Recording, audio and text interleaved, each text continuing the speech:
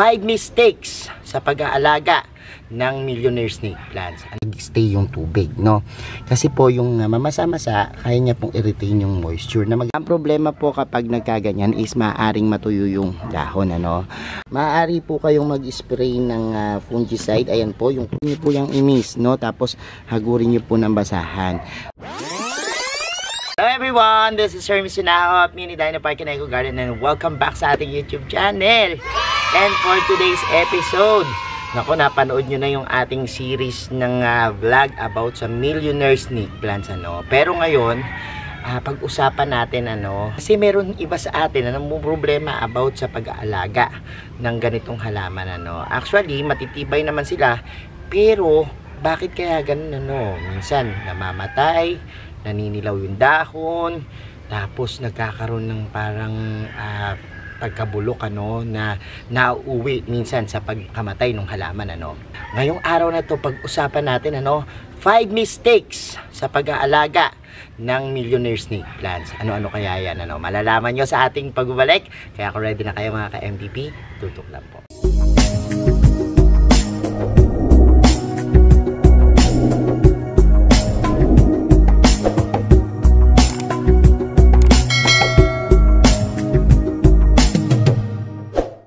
And we're back mga ka-MTP. Isa sa mga inain ngayon na alagaan ay ang ating millionaire snake plants na kilala rin sa tawag na whale pin or masonyana, no? Isa sa mga maswerteng halaman sa ngayon dahil po dun sa kanyang mabibilog na dahon na sumisimbolo ng pera. Tapos yung kanya pong kulay na green ay abundance, and yung mabilis na pagsuloy po ng kanyang mga anak nangangahulugan po ng prosperity, no? At hindi lang po yan, may iba't ibang varieties po niyan, ano? Merong white and gold, no? May mga dilaw-dilaw sa dahon. Ito yung ating white na pinakita natin sa ating video, no? Pero bakit kaya meron pang nagkakaproblema, no? At namamatayan nitong ating alagang millionaire snake plants kahit na po daling alagaan, kahit na po napakatibay niya, no? Malalaman nyo po yan, isa-isahin natin habang pinakikita ko po sa inyo yung ating halamang millionaire snake plant. Samahan nyo ako. And ayan na nga po yung ating mga millionaire snake plants na talagang bidang-bida ngayon, ano. Sa una po nating mistakes, ano nga ba yan, ano? Yung pong paggamit ng lupa, ano. Yung maling paggamit po ng lupa. Actually, ito po yung ating ginagamit is fast draining, ano, na potting mix. Importante po yan sa mga uri ng snake plants, ano. And ayaw po kasi nito nang masyadong nabababad yung kanilang pinaka-ugat sa tubig, ano. Kasi po, pwedeng pagsimulan po yan ng root rot, ano. Yan po yung nagiging problema natin karaniwan sa ating mga halaman, ano. Pansinin po natin, ano, kapag gumamit tayo ng yan, mabuhangin, yan po yung mga pamis, no, na hinaluan po ng lupa, at ito pong ating clay, no, na may kahalo pong mga compost, mas mabilis po siya na magtuyo, ano. Katulad nito, tuyong-tuyo na, ilang araw natin itong binasa, ano, at naulan na rin, mas mabilis siyang matuyo, kita nyo. Samantalang ito, kapag ating hinawakan, yan, nagre-retain po yung water, ano. Actually, meron din naman po na medium na kapag halimbawa pong ating hinawakan, ito yun naman, pero mamasa-masa lang, no. Iba po kasi yung mamasa-masa sa basa or sa nag-stay yung tubig, no.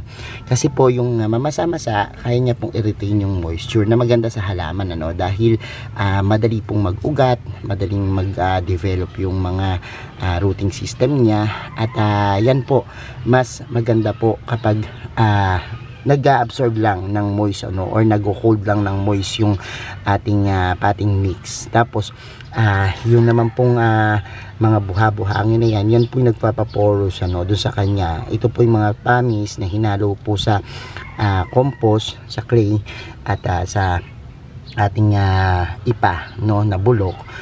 Maganda po yan, ano. Mabilis na po diyang magtutulo yung tubig, ano.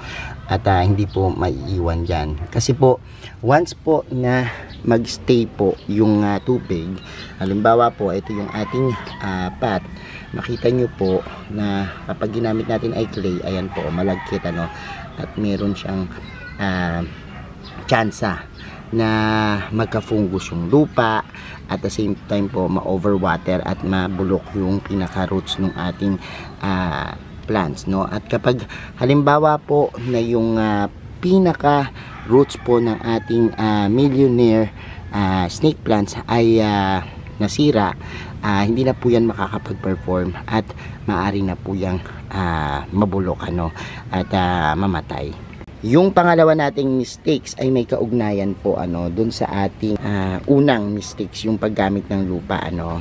Dahil po ang whale pin or ang ating millionaire snake plants ay hindi maarte sa lupa, pwede po siyang patubuin kahit na sa ibang soil ano. Kaya lang po ang pagkakamali natin is yung pagdidilig. Kasi iba't ibang lupa po yung gagamitin natin, mag-a-adjust tayo ng pagdidilig ano. Unang-una po sa lahat, kung fast draining na po yung inyong potting mix, no? At talagang ito yung mabilis matuyo, maaari po kayong magdidig niyan kahit araw-araw ano. Basta matutuyo kinabukasan. Dapat din po i-consider natin yung weather. Kapag halimbawa po kasi na nag-uulan, ingat po tayo sa pagdidilig ano. Lalo na po kung nasa loob yan ng bahay. Kapag nag-uulan, malamig yung panahon, mahirap matuyo yung pinaka lupa natin ano. Maaari pong magstay dyan yung tubig ano. Kapag po sa tingin nyo basa pa po yung inyong mga lupa, iwasan nyo na po, pigilin nyo na yung kamay nyo sa pagdidilig ano. Kasi mentras po natutokso tayo na magdilig, napapatay po natin yung halaman natin. Maaari po kayong gumamit ng yan, sprayer ano, para sa pagmi-mist po nito no. So sa pamagitan po niyan, kahit araw-araw nyo po siyang i-mist, okay lang po yan ano. Walang problema dyan sa ating snake plants no. Dahil yung pagmi-misting po, part lang po yan ng pagbibigay sa kanya ng water. Pero kung halimbawa po nagdilig na kayo, wag na kayong mag-mist ano, kasi doble-doble na, kasi water din po yung inyong mini-mist. Kasi po itong mga halaman natin, meron din po yan sa mga dako nila ng mga taga-absorb ng mga tubig no, na nakukuha nila sa hangin. Kaya kahit hindi po kayo magdilig sa pinaka puno niya, pwede po yan ano, at makakakuha na rin po yan ng water. So ingat po sa pagdilig. Kapag halimbawa sa tingin nyo hindi kayo sigurado sa lupa nyo, salatin nyo po yung inyong potting mix or yung soil. Kapag basa pa, wag na wag magdilig. Ang rule of thumbs natin, magdilig na kapag tuyo na yung lupa. Sa pangatlo naman natin pagkakamali, yung ating wrong placement ano, o maling pagdi-display kung saan ano.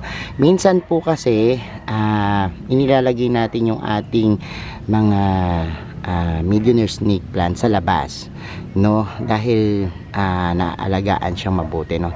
Kapag halimbawa pong lagay natin to sa labas, tingnan po natin ano, kasi may times po na nabibilad po yung ating millionaire snake plants, tampak na tampak sa araw ano.